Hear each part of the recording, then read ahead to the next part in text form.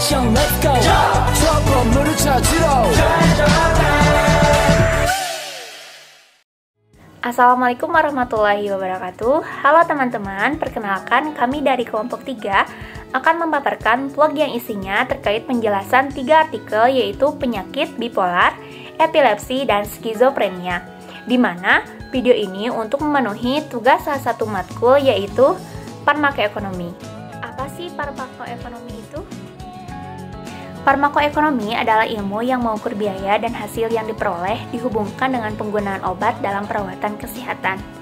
Analisis farmakoekonomi menggambarkan dan menganalisa biaya obat untuk sistem perawatan kesehatan. Untuk studi farmakoekonomi dirancang untuk menjamin bahwa bahan-bahan perawatan kesehatan digunakan paling efisien dan ekonomis. Evaluasi farmakoekonomi memperkirakan harga dari produk atau pelayanan berdasarkan satu atau lebih sudut pandang. Dan farmakoekonomi pun berhubungan juga dengan 4 bidang ilmu lainnya, yaitu farmakokimia, farmakologi, farmaseutika, dan biologi farmasi. Selanjutnya, untuk review yang pertama, yaitu penyakit bipolar dengan judul artikel Analisis Efektivitas Biaya Terapi Kombinasi Mood Stabilizer dan Antiseptik pada Pasien Gangguan Efektif Bipolar di Rawat Inap Rumah Sakit Jiwa Gracia, Yogyakarta. Bentuk penelitian ini menggunakan penelitian deskriptif dengan pengambilan data secara retrospektif. Data yang digunakan data sekunder berupa data rekam medik dan data biaya medik langsung selama pasien rawat inap. Penelitian ini menggunakan parameter yaitu lama rawat inap pasien dan total biaya medik langsung berupa biaya administrasi dan akomodasi, biaya obat, biaya tindakan bangsal, dan biaya klinik dan penunjang. Untuk selanjutnya, penetapan populasi. Populasi penelitian ini terdiri dari pasien bipolar yang memenuhi kriteria inklusi.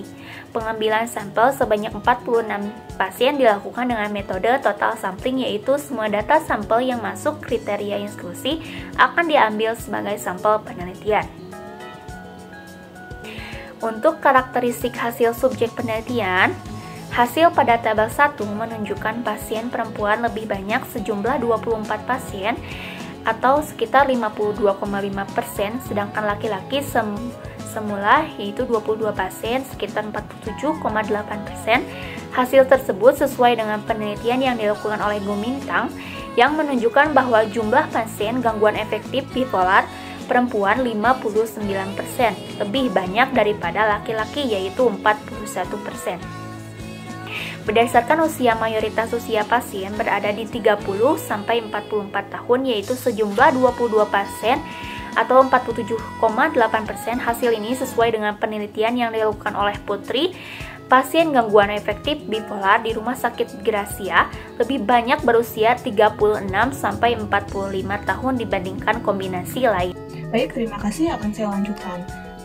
Berdasarkan tingkat pendidikan, hasil penelitian menunjukkan bahwa pasien dengan tingkat pendidikan menengah SMP sampai SMA yang paling banyak mengalami gangguan afektif bipolar yaitu 56,5% sebanyak 20 pasien dibandingkan dengan kombinasi lain.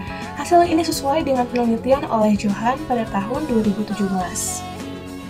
Pada pasien gangguan afektif bipolar, menunjukkan hasil bahwa pasien dengan tingkat pendidikan SLTA atau SMK paling banyak mengalami gangguan afektif bipolar, yaitu 53,57% sebanyak 15 pasien.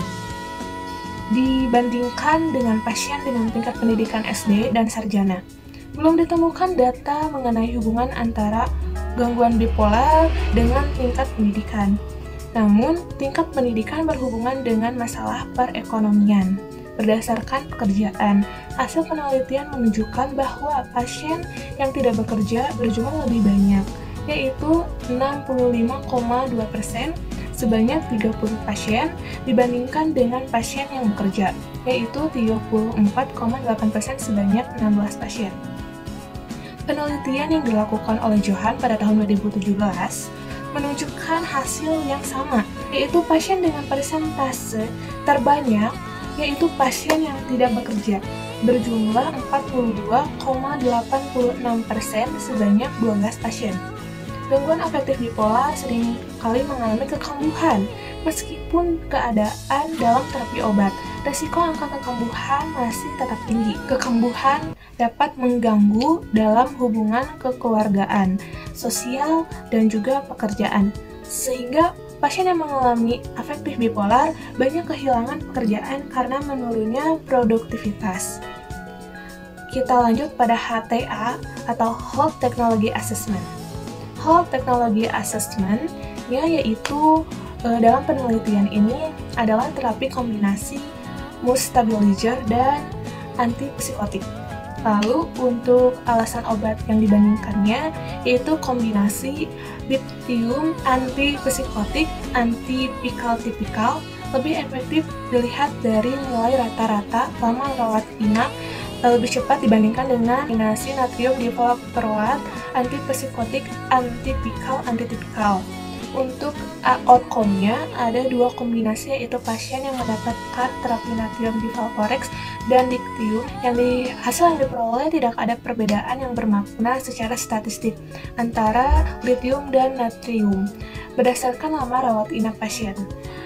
Alternatif yang dibandingkan dalam penelitian ini yaitu terapi kombinasi mood stabilizer dan antipsikotik.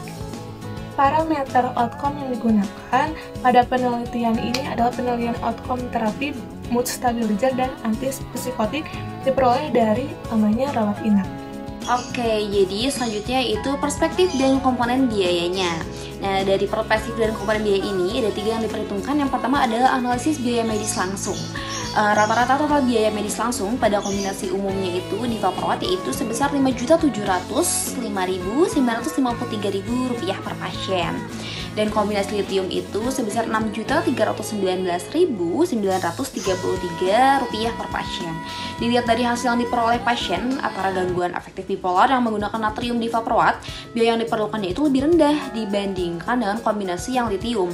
Tetapi secara statistik perbedaan ini tidak bermakna, jadi tidak terlalu signifikan ya.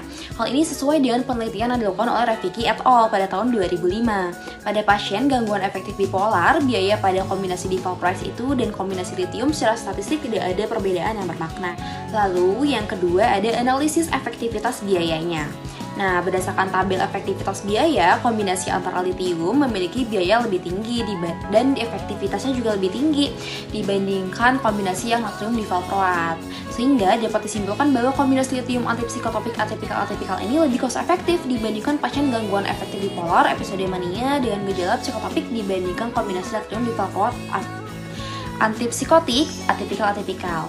Hasil ini tidak sesuai tentunya pada penelitian yang dilakukan oleh Lee dan Agarwal tahun 2011. Pada pasien gangguan afektif bipolar itu dibagi menjadi 2 kombinasi, yaitu kombinasi valproat dan lithium, yang menunjukkan hasil penggunaan valproat cenderung lebih hemat biaya untuk sistem perawatan kesehatan dan mengurangi beban keuangan pasien dibandingkan dengan yang lithium. Nah, penelitian lain yang dilakukan oleh Keck et al. Pada tahun 1996, rata-rata biaya pada pasien gangguan afektif bipolar yang menggunakan terapi divalproex ini lebih hemat per pasien dibandingkan pasien yang menggunakan terapi lithium. Lalu yang ketiga ada perhitungan biaya nilai ICER atau ICER ya. Selanjutnya untuk perhitungan nilai ini diperoleh hasil negatifnya itu sebesar Rp15.349 per harinya. Nah, hasil ini menunjukkan bahwa penggunaan terapi kombinasi lithium antipsikotik atipikal dapat menghemat biaya sebesar Rp15.349 tiap pengurangan 1 hari lama rawat inap dibandingkan kombinasi yang natrium divalproat. Dari itu, kesimpulan yang dapat ditarik dari penelitian pada jurnal ini yaitu kombinasi lithium antipsikotropik atipikal lebih cost efektif dan dapat menghemat biaya sebesar Rp15.349 tiap pengurangan 1 hari lama rawat inap dibandingkan dengan kombinasi yang natrium divalproat tadi.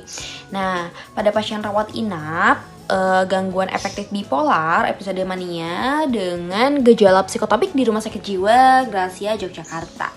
Assalamualaikum warahmatullahi wabarakatuh. Saya Hamzah dari kelompok 3 akan mereview jurnal tentang efektivitas biaya Kenobamat. Yang pertama, judul efektivitas biaya Kenobamat untuk kejang vokal pada orang dengan epilepsi yang resisten terhadap obat.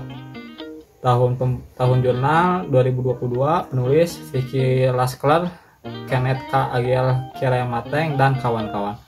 Kemudian bentuk penelitian ini menggunakan rancangan acak fase 2. Dan seterusnya ada penetapan populasi atau sampling. Populasi target untuk penelitian ini termasuk orang dewasa di atas 18 tahun dengan kejang vokal yang resisten terhadap obat yang belum terkontrol meskipun riwayat penggolongan dengan setidaknya 2 obat anti-seizure. Studi ini secara khusus berfokus pada individu yang terdaftar dalam uji coba NCT 018661111 dan ekstensi label terbukanya. Saya Akmal Sajid. Di sini saya akan melanjutkan pemaparan dari Hamzah. Karakteristik subjek penelitian. Demografi sedasar subjek dalam penelitian ini adalah sebagai berikut. Usia rata-rata subjek adalah 39 tahun. 53% dari subjek adalah laki-laki. Karakteristik ini digunakan dalam model efektivitas biaya. Alternatif yang dibandingkannya, studi ini membandingkan Kenobamat dengan beberapa obat anti-seizure alternatif atau ASM, termasuk brivaracetam, eslicarbazepine, acetat, lacosamid, dan parameter outcome yang digunakan. Parameter hasil utama yang digunakan dalam penelitian ini adalah proporsi pasien yang mencapai pengurangan frekuensi kejang lebih dari 50%. Respon sedang dibandingkan dengan awal. Parameter hasil ini berasal dari uji coba terkontrol secara acak RCT NCT 018661111 dan ekstensi label terbukanya. Dilihat dari perspektif dan komponen biaya terapi pemeliharaan Cenobamate diperkirakan 7,37 euro per hari. Biaya obat anti-seizure komparator atau ASM bersumber dari British National Formulary. Biaya terapi ASM berikutnya dimodalkan sebagai biaya rata-rata tertimbang dari pembanding untuk memperhitungkan ketidakpastian dalam jalur pengobatan di luar terapi tambahan lini kedua. Kesimpulannya, analisis efektivitas biaya Cenobamate untuk kejang vokal pada orang dengan epilepsi yang resisten terhadap obat menunjukkan bahwa Cenobamate adalah pilihan pengobatan yang hemat biaya dibandingkan dengan obat anti-seizure alternatif atau ASM. Biaya terapi pemeliharaan Cenobamate diperkirakan 7,37 euro per hari. Studi ini mempertimbangkan berbagai komponen biaya termasuk efek samping terkait pengobatan, prosedur invasif, kehilangan produktivitas, dan biaya sosial. Namun penting untuk dicatat bahwa penelitian ini memiliki keterbatasan seperti kurangnya data efikasi dan keamanan jangka panjang untuk Cenobamate dan pembandingnya. Dan asumsi konservatif yang dibuat dalam analisis. Penelitian lebih lanjut dan studi jangka panjang diperlukan untuk memvalidasi temuan dan menilai efektivitas biaya Cenobamate dalam jangka panjang. Selanjutnya untuk artikel mengenai penyakit skizofrenia dengan judul Analisis Efektivitas Biaya Aripiprazol dengan olanzapin pada pasien rawat inap skizofrenia di ruang tenang RSKD Durensawit. Pada tahun 2022, untuk bentuk penelitian ini menggunakan data dari rekam medis yang meliputi data demografi meliputi umur, jenis kelamin, status pasien, apakah berasal dari panti atau keluarga, pembayaran, dan kelas perawatan. Selain itu, data terkait biaya yang dibutuhkan diperoleh dari bagian keuangan RSKD Durensawit yang meliputi biaya obat, biaya bahan medis habis pakai, dan biaya ruangan perawatan. Penetapan populasi. Untuk populasi penelitian ini terdiri dari pasien skizofrenia yang memenuhi kriteria inklusif. Sampel dipilih dari seluruh pasien yang mendapat ketiga kelompok terapi. Untuk ukuran sampel mencakup 30 pasien pada kelompok aripiprazol, 62 pasien pada kelompok olanzapin generik, dan 114 pasien pada kelompok olanzapin atau sopapel. Untuk karakteristik pasien skizofrenia menunjukkan penderita skizofrenia laki-laki 117 atau sebesar 56,8% dan perempuan 89 atau sebesar 43,2%. Dari kajian epidemiologis skizofrenia disebutkan bahwa proporsi pasien skizofrenia terbanyak adalah laki-laki 72% dengan kemungkinan laki-laki beresiko 2,37 kali lebih besar mengalami kejadian skizofrenia dibandingkan dengan perempuan. Dikarenakan laki-laki menjadi kepala keluarga yang menjadi penopang utama rumah tangga, sehingga lebih besar mengalami tekanan hidup. Sedangkan untuk perempuan lebih sedikit beresiko menderita gangguan jiwa dibandingkan dengan laki-laki. Karena perempuan lebih bisa menerima situasi kehidupan dibandingkan dengan laki-laki. Sedangkan umur pasien skizofrenia yang paling banyak adalah umur 26-35 tahun sebesar 37,9%, di mana umur 25-35 tahun kemungkinan beresiko 1,8 kali lebih besar dibandingkan umur 17-24 tahun. Dari kelas perawatan yang ada, 100% pasien adalah di kelas 3 dan jenis pembayaran pasien yang dirawat di ruang BERI dan ruang belimbing adalah 100% BPJS. Status asal pasien skizofrenia yang dirawat di RSKD berasal dari panti 139 atau 67,5% dan berasal dari keluarga sebanyak 67 atau sebesar 32,5%. Dengan demikian, pasien yang dirawat sebagian besar adalah berasal dari panti-panti dinas sosial di Provinsi DKI Jakarta. Alternatif yang dibandingkan dalam penelitian ini adalah aripiprazol atau Abilify dan olanzapine generik. Berdasarkan temuan penelitian dapat disimpulkan bahwa aripiprazol Abilify menunjukkan penurunan skor PANSS yang signifikan dibandingkan dengan olanzapine generik dan olanzapine sofavel. Namun tidak ada perbedaan yang signifikan dalam lama rawat inap yang di rumah sakit di antara ketiga kelompok terapi.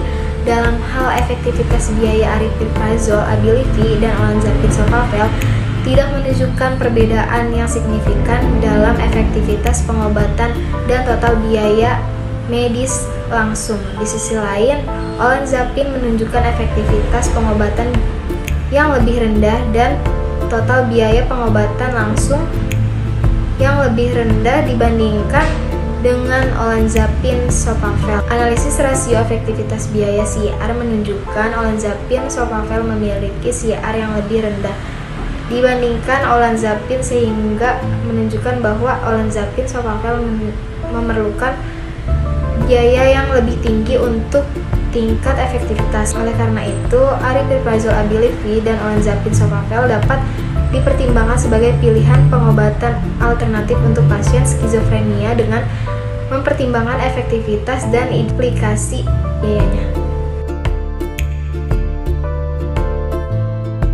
Terima kasih telah menonton tugas video dari kami, yaitu kelompok 3 sampai akhir. Semoga video kami dapat menjadi manfaat bagi yang menonton. Sekian dari kelompok kami. Wassalamualaikum warahmatullahi wabarakatuh.